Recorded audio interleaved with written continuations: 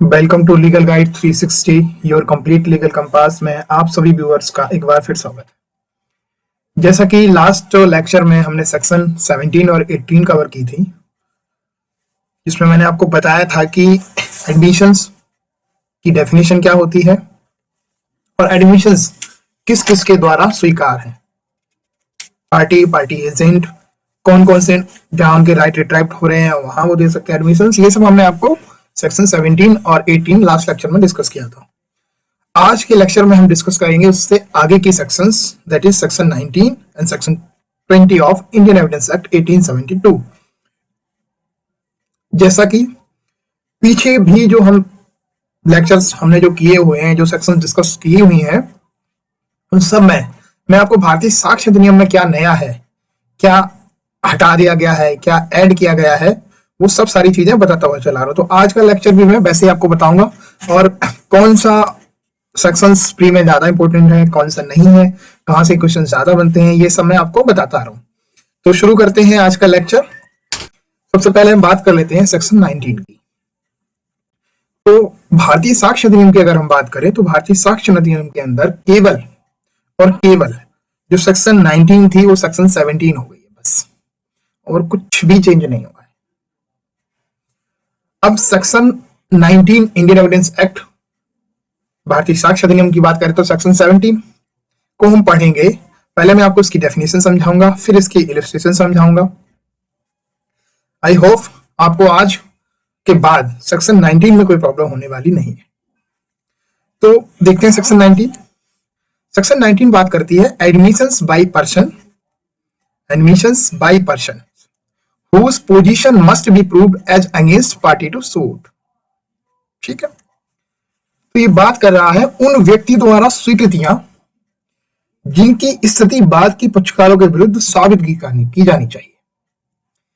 Statement made by person whose position or liabilities, position or liabilities it is necessary to prove as against any party to the suit are admissions।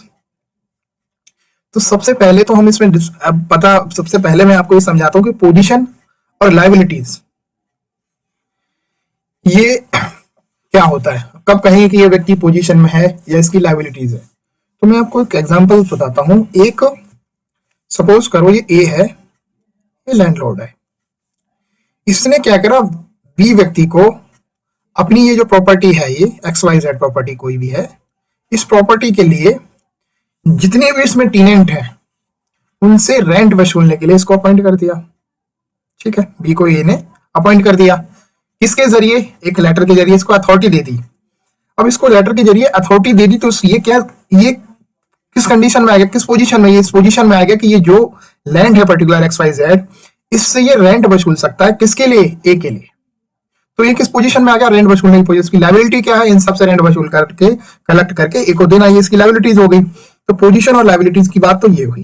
ठीक, prove as against any party to the suit are admission if such statement, ये जो मैंने बात करी ना, if such statement, यहां तक तो आपको चीज समझ में आई होगी कि वे कथन जो उन व्यक्ति द्वारा की गई जिनकी बाद के किसी पक्षकार के विरुद्ध स्थिति या दायित्व साबित करना आवश्यक है। पहली लाइन का मतलब तो यह है, वे सभी स्टेटमेंट है ना जो किसी बाद में किसी पक्षकार के विरुद्ध, अब किसी पक्षकार की बात करें, पार्टी की किसी पार्टी, पक्षकार मतलब कोई पार्टी, बाद मतलब हो गया सूट। तो पार्टी किसी बाद में ए और बी के बीच, मान लो कोई डिस्प्यूट है, फैक्ट एंड इशू ए और बी के बीच है, कोई क्वेश्चन ए और बी के बीच है, तो ए और बी पार्टी है, या बी के अलावा कोई और थर्ड पार्टी बी, सी, डी, ई जो भी है, तो वो पार्टीज के विरुद्ध अगर उनकी स्थिति या दायित्व मतलब पोजीशन और लायबिलिटीज को साबित करना आवश्यक अगर है, तो यदि ऐसे कथन ऐसे व्यक्तियों द्वारा उन पर लाए गए हैं बाद में ऐसी स्थिति या दायित्व के संबंध में ऐसे व्यक्ति के विरुद्ध सुसंगत होंगे, मतलब रेलिवेंट होंगे। ठीक, तो मैंने कहा if such statement would be relevant, सुसंगत कब हो जाएंगी? जो लाई गई हैं उन पर्संस के अगेंस्ट में रिलेटेड टू सच पोजीशन और उसकी लायबिलिटी के रिलेशन में। अब इसके बाद जो लास्ट वाली लाइन लिखी है ना, इसको आप समझे। मैं आपको इलस्ट्रेशन से समझाऊंगा, आप सिर्फ अभी डेफिनेशन समझो। मैंने आपको डेफिनेशन समझा रहा हूं मैं अभी, अब डेफिनेशन को समझो। तो and if they are made while the person making them occupies such position or is subject to such liability। तो ये बात ये है, और यदि वे उस समय की गए हो जबकि उन्हें करने वाला व्यक्ति ऐसी स्थिति ग्रहण किए हो या ऐसे दायित्व के अधीन हो। तो रेलिवेंट कब होंगे?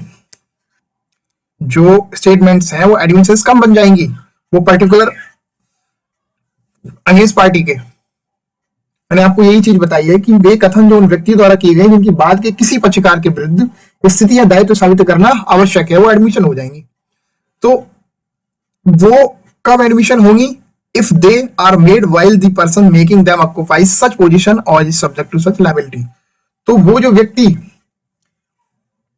उन्हें साबित करने वाला व्यक्ति ऐसी स्थिति ग्रहण किए हुए ऐसे दायित्व के अधीन है, वो उस पोजीशन में होना चाहिए। अब मैं इसको एग्जांपल से क्लियर करता हूं। जैसे ये बी है, सपोज करो ए ने जो इसको एक अथॉरिटी दी थी इससे इस पर्टिकुलर एरिया में जो रेंट वसूलने की, ये पर्टिकुलर सपोज करो आज 1 तारीख है, ठीक है, 1/1/2024, ठीक, और इसने 31, ठीक है, ले लो 30, ले लो 30/12/2025 तक इसको अथॉरिटी दी है इन सबसे वसूलने की। तो यहां पे जो बात करी जा रही है ना, making the occupy such position, तो ये पोजीशन जो इसकी है कब से है? 1/1/2024 से 30/12/2000 तब के बीच के में जब उसने स्थिति करी थी उस टाइम की अगर ये देता है, स्टेटमेंट्स बनाता है, तो वही स्टेटमेंट यहाँ पे एडमिशन कहलाएंगी, वही पार्टी के इंग्लिश यूज की जा सकती है, इसके अलावा नहीं। एक से पहले की अगर कोई बात है तो भी उसके लिए कुछ भी कहे वो एडमिशन नहीं होंगी स्टेटमेंट्स सेक्शन 19 के अंदर। आई होप आपको समझ में आ गया होगा कि जो मैं ये बात कह रहा हूं कि उस समय किए गए हों जबकि उन्हें करने वाला व्यक्ति ऐसी स्थिति ग्रहण की हो। तो ऐसी स्थिति ग्रहण कब करे हो? जब वो अथॉरिटी वैलिड अथॉरिटी के साथ हो, इस पोजीशन में हो। तो इसमें सीधा सा यही मतलब है इसका, वे कथन जो उन व्यक्तियों द्वारा किए गए हैं, उन बाई पर्सन्स मतलब उन व्यक्तियों द्वारा किए गए हैं जिनकी बाद में किसी पक्षकार के विरुद्ध स्थिति या दायित्व साबित करना आवश्यक हो जाए। If such statement would be relevant as against such person in relation to such position or liability in a suit brought by against them। ठीक है, यदि ऐसे कथन ऐसे व्यक्तियों द्वारा या उन पर लाए गए बाद में किसी स्थिति या दायित्व के संबंध में ऐसे व्यक्ति को विरुद्ध सुसंगत होते हैं और यदि वे उस समय किए गए हो जबकि उन्हें करने वाला व्यक्ति ऐसी स्थिति ग्रहण किए हो, करता हो या ऐसी स्थिति के अधीन हो। ये बात हुई सेक्शन 19 की। आई होप आपको समझ में आ गया होगा। मैंने आपको स्टेटमेंट की अगर बात करें तो मैंने आपको बताया था कि एडमिशंस के अंदर क्या होती है, स्टेटमेंट्स होती है। स्टेटमेंट्स कैसी हो सकती है? वो 3 तरह की हो सकती है, ओरल भी हो सकती है, डॉक्यूमेंट्री भी होती है, इलेक्ट्रॉनिक फॉर्म में हो सकती है ना। तो वही वाली स्टेटमेंट सेम यहाँ पे भी हो सकती है। वो तीनों तरह की स्टेटमेंट यहाँ पे रेलिवेंट हो जाएंगी एडमिशंस के तौर पे, ठीक है। अब इसका इलस्ट्रेशन समझ लेते हैं। A undertakes to collect rents from B, वही है, ए ने अथॉरिटी दे रखी है बी को कि भाई साहब आपको रेंट वसूलना है मेरे लिए। अब क्या करता है, बी सी से रेंट नहीं वसूलता है, एक सी बंदा है उससे रेंट नहीं वसूलता। तो क्या करता है ये जो व्यक्ति ए है, ए के सामने समस्या के ए ने तो अथॉरिटी दे रखी थी बी को कि वो रेंट वसूलेगा। अब एग्रीमेंट जो रेंट का हो रखा था वो किसके बीच हो रखा था? बी और सी के बीच। तो बी ने तो वसूला नहीं, बी ने कहा कि कुछ ड्यू नहीं है। तो इसके लिए ए ने कहा कि भाई उसका ड्यू था, ठीक है, तुमने वसूला नहीं है उससे। तो क्या करता है जो बी है वो ए के ऊपर क्या लाता है? बाद लाता है, सूट दायर कर देता है, ठीक, सूट दायर कर देता है। अब A statement by C that the own B rent is an admission and is relevant fact as against A if A denies that C did own rent to B। अब क्या हुए कि जो पर्सन C है अगर वो court में statement दे देता है, ये स्टेटमेंट देता है कि भाई साहब जो रेंट था वो ड्यू था और हमें रेंट देना था, तो ये स्टेटमेंट एडमिशन हो जाएगी किसके अगेंस्ट में? सी के अगेंस्ट में, ठीक है। और उस जो बी के पर्टिकुलर जो है बी की लायबिलिटी वहां पे डिसाइड कर देगी कि उसे रेंट देना है, क्योंकि ए को तो रेंट लेना है बी से, सी से मतलब ही नहीं, क्योंकि उसने तो अथॉरिटी दे रखी है बी को, तो बी लेके देगा सी से। तो इसका मतलब ये है। नेक्स्ट सेक्शन देख लेते हैं। आई होप आपको समझ में आ गया होगा कि पोजीशन और लायबिलिटी क्या होता है, ठीक है। इलस्ट्रेशन मैंने आपको समझा दिया है। बाकी इसमें प्लीज का क्वेश्चन डायरेक्ट अभी तक नहीं आया है, पर इलस्ट्रेशन से पॉसिबिलिटीज बनती है कि शायद आ जाए। पर मुझे अभी तक नहीं दिखा इससे रिलेटेड कोई क्वेश्चन सेक्शन 19 से रिलेटेड, तो मे भी आ जाए, क्योंकि एग्जामिनर का आप कुछ भी नहीं कह सकते वो कब कहां से क्या पूछे। तो आपको तैयार रहना। इसका एक ही इलस्ट्रेशन दिया हुआ है आपके स्टैट्यूट में, तो इसको आपको बिल्कुल इसके लिए तैयार रहना है। नेक्स्ट सेक्शन 20 की बात कर लेते हैं। इसको बड़ा ध्यान से आपको समझना है। ये भी थोड़ी सी टफ लैंग्वेज लिखी हुई है वेयर एक्ट के अंदर, और जितनी टफ लैंग्वेज लिखी है उतना ही इजी है। ये सेक्शन 20 है जो भारतीय साक्ष्य अधिनियम के अंदर सेक्शन 18 हो जाएगा, बाकी इसके अलावा कुछ भी चेंज नहीं हुआ है।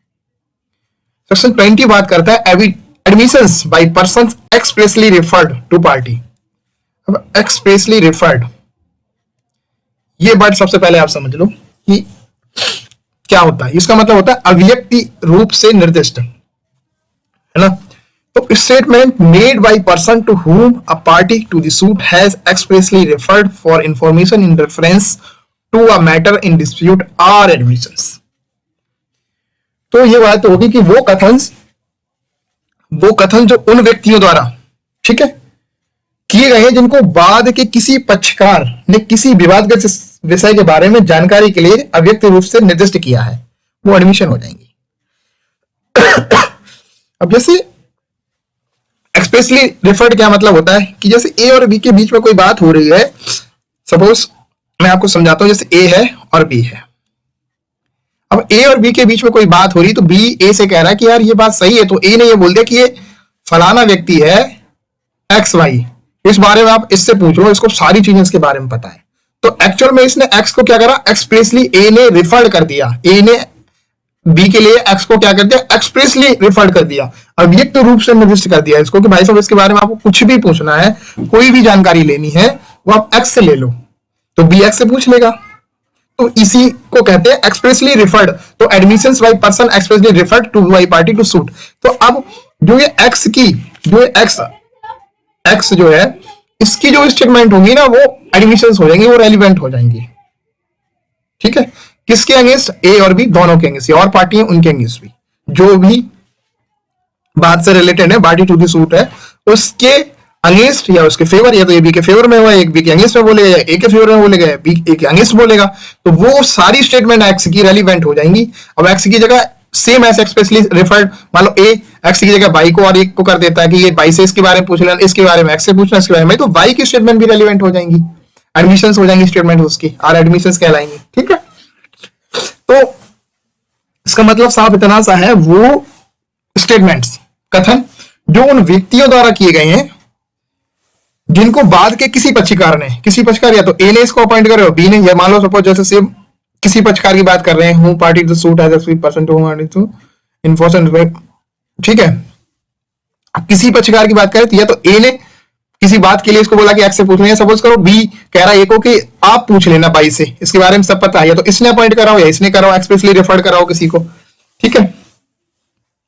किसी पक्षकार ने किसी विवादग्रस्त विषय के मामले में जानकारी के लिए अव्यक्त रूप से निर्दिष्ट किया है। अब कोई विवाद होगा तभी तो बताएगा इसके बारे में पूछ लेना, डिस्प्यूट्स जो लिखा है, मैटर एंड डिस्प्यूट, ये विवादग्रस्त वाली स्थिति आ गई। तो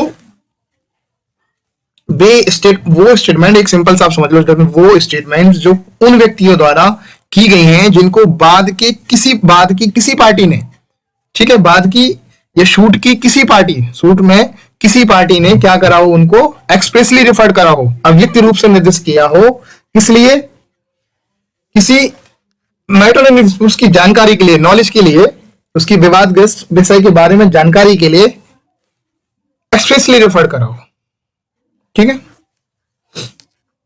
अब इसको इलस्ट्रेशन से हम समझा देते हैं आपको, जैसे कि ये इलस्ट्रेशन है, the question is whether a horse sold by A to B is sound.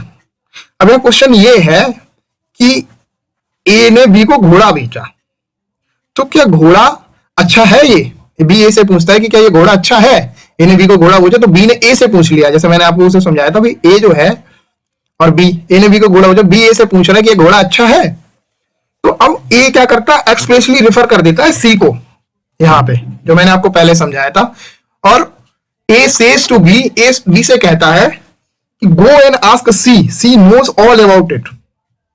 ये कहता है ए बी से कि आप सी के पास जाओ, इस घोड़े के बारे में सी को सब कुछ पता है, क्योंकि इस घोड़े का खाना से लेके ट्रेनिंग से लेके सारा कुछ काम सी करता है। सी इस घोड़े का ट्रेनर है।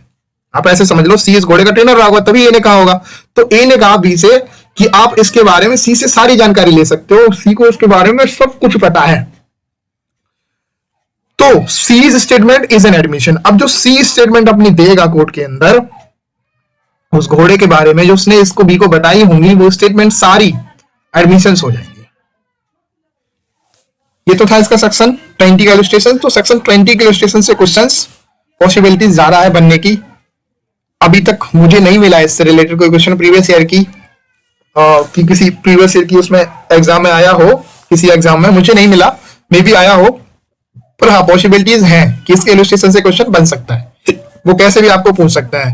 किसी की सपोज जैसे सी की स्टेटमेंट है, एक्सप्रेसली रेफर की जगह कोई और वर्ड यूज कर देगा कि एक्सप्रेसली अपॉइंट करा हो, तो क्या सी की एडमिशन हो जाएंगी। तो इस तरह से क्वेश्चन घुमा के आपसे पूछा जा सकता है। तो आई होप आपको सेक्शन 20 भी अच्छे से समझ आ गई होगी। तो आज का लेक्चर मैं यही समाप्त करूंगा। मैं आपको प्रॉपर दो सेक्शन ही पढ़ा रहा हूं, पर प्रॉपर इस तरह से समझा रहा हूं कि आपको एक बार जो मैं बोल रहा हूं, आप अगर उसको सही से सुन लेंगे और समझ लेंगे, मैं कह रहा हूं इतना ही काफी है कि आपको सेक्शन दोबारा देखने की जरूरत नहीं पड़ेगी। आप मेरा लेक्चर ही सिर्फ सुन लीजिए। बाकी अगर आपको इसकी पीडीएफ चाहिए तो join our Telegram channel to get free study material. आप मेरे इस क्यूआर कोड पे जाके वहां से पीडीएफ इसकी फ्री ऑफ कॉस्ट डाउनलोड कर सकते हैं। और please like and subscribe my channel, जिससे कि मेरे को मोटिवेट मिले और भी वीडियो बनाने का। Thank you so much. मिलते हैं कल की नेक्स्ट क्लास में।